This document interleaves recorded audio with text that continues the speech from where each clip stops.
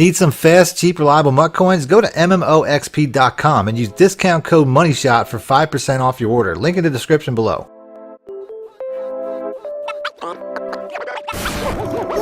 Welcome back, YouTubers and Madden fans. This is MADDENMONEYSHOT, sniffing out the Madden cheese as always. Got another gameplay video for you today, as well as a tip video.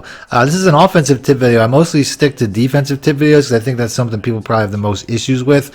But in today's video, I'm going to be focusing on the offensive side of the ball. I'm really going to look at 5 things. These are, to me, probably the 5 most important things you should be looking for in just about every offensive series in Madden that you play.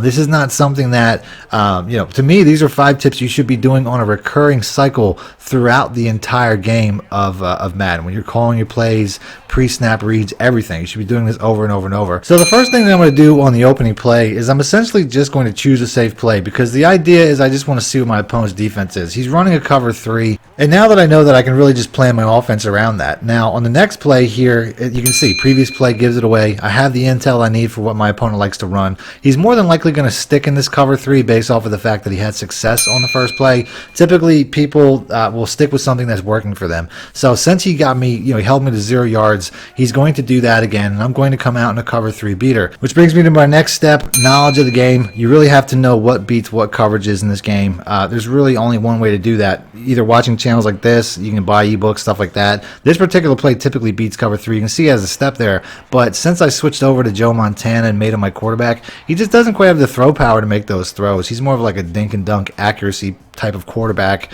and he really hasn't been making those plays for me. So I would like to move on from him, but I put so much resources into him, I really can't get out from under him. Next play though, Randy Moss. You got Moss. He has the Moss 100 X factor on, so he's going to come down with that ball. I think I played that ball about as good as I could, but that's what the Moss X factor is. It's basically you're going to come down with that ball. So he basically sets himself up inside the 5, and he punches it in pretty easily. So not a lot I could do there. Very next play, I call the drag under, which is a really good cover 3 beater, but at least I thought I did. I accidentally chose the wrong play. I hit the wrong button. So I try to find it in the audibles. It's not in the audibles. So I was like, you know what? Let me see if I can just make a quick cover 3 beater out of this as I try to set this up. I mean, this looks pretty solid. It looks like it should work as far as the concept goes. I hit over to the A route. I mean, I've never labbed this. I made this live and direct, and that's exactly why I threw a pick, because I didn't actually know if it would work. I just gave it a shot and it didn't work. So we're starting off pretty badly as we give up 2 interceptions to the same guy, and we're basically in a hole as we're about to let Randy Moss score once again as he comes across on a man beater. So starting off terrific, down 2 touchdowns a minute or 2 into the game, and I know at this point I pretty much have to score. I'm gonna go right back to that 4 verticals play, because this play does work. It just I don't know, it's iffy if you don't have the throw power to get it done. So we're going to the tight end side here, because like I said, it works. It goes right up the seams, it makes plays. I'm gonna have to go no huddle because I really got to play the situation here, as I'm going to try to get points pretty quickly. Now he gets a sack on that play, sets me back a little bit. I'm going to go to my next coverage 3 beater, which is the stick play.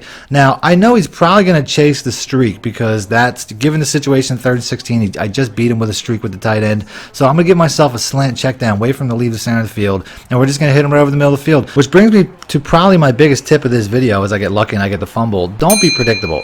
In this game, you're going to see, especially throughout this game, I'm going to have this dude not knowing where the play is going, where the ball is coming from. As you can see right here, we're going to switch it up. We're going to hit him with the verticals play. I haven't shown him this play yet, so he's not going to know. He's not going to see it coming. If you run this play too often, he's going to know this play. He's going to see it coming. So right here, obvious cover 3 beater, beats him right up the seam. It was very similar to a concept that I tried to run early in the game, but I accidentally picked the wrong play. But if you switch formations, he's not really going to know. So next play, I haven't run the ball pretty much this entire drive. Switch it up, hit him with a run play, which worked out really easily because he pretty much hasn't seen me run the entire time. So very next series, I got to get a stop. I mean, I can score as much as I want to, but if I can't stop him from scoring, it's not going to be, it's not going to matter. You know what I mean? So he gets a first down in his first play. Second series, we're having a little more success stopping the run. Here I do a really good job of, the blitzes that I'm sending are now giving him trouble. So I'm sending some all-out man blitzes. Now that we have him in 3rd and 19, I mean, I don't have to be too crafty. I can basically just send the house, and his receivers aren't even going to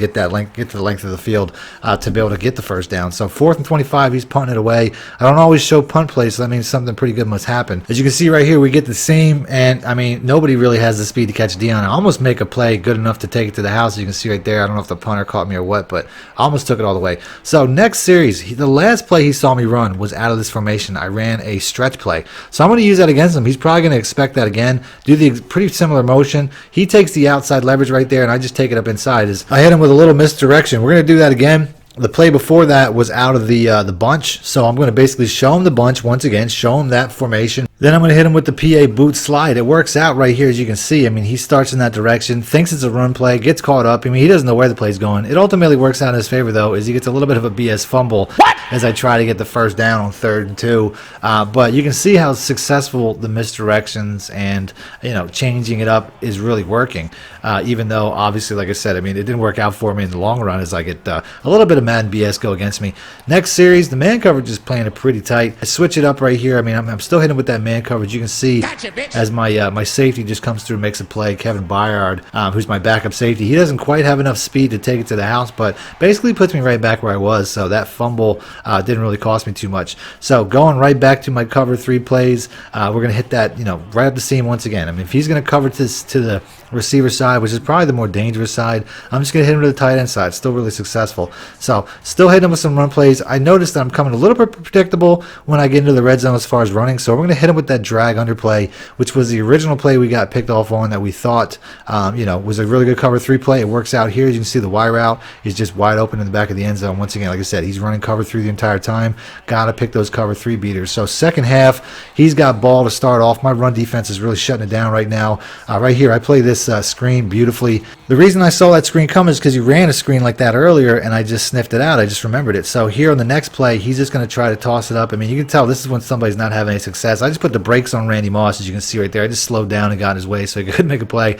So on offense, I'm cooking. I'm going to hit him with a little fake motion, as you can see right there. It confused him enough to make him hesitate and take himself out of the play. He couldn't cut off my run lane like he probably wanted to. Next play on 3rd and 1, we're just going to hit him with, I'm just going to stretch him out. Just get to that edge. You know what I'm saying? Chris Johnson is just such a beast. Then on 1st and 10, right here, I know he's going to cover that seam, so I'm just going to dink and dunk him to death now and just let him, let my running back underneath do the work. I mean, that was pretty much pre-decided based off of the fact that I pretty much know where he's going to go. It's not hard to figure out that I'm threatening these seams so much that he's going to expect those seams. I got a lot of fumbles coming out, by the way. This is the second one that I got back. I already threw 2 picks. I got 3 fumbles. I mean, I feel like Madden's really trying to give this guy the game. Next play, we're going to hit him with this one more time. Like I said, he still is expecting that verticals play, and we hit him with a really big play. Out of that, I mean, I showed him that play earlier, but he obviously just doesn't know how to stop that particular play. So next play, a little more fake motion. That just hesitates him. You know what I'm saying? Lets the blocker get to him. We just get about 5 yards. That play right there, I mean, that fake motion can't really go too many places.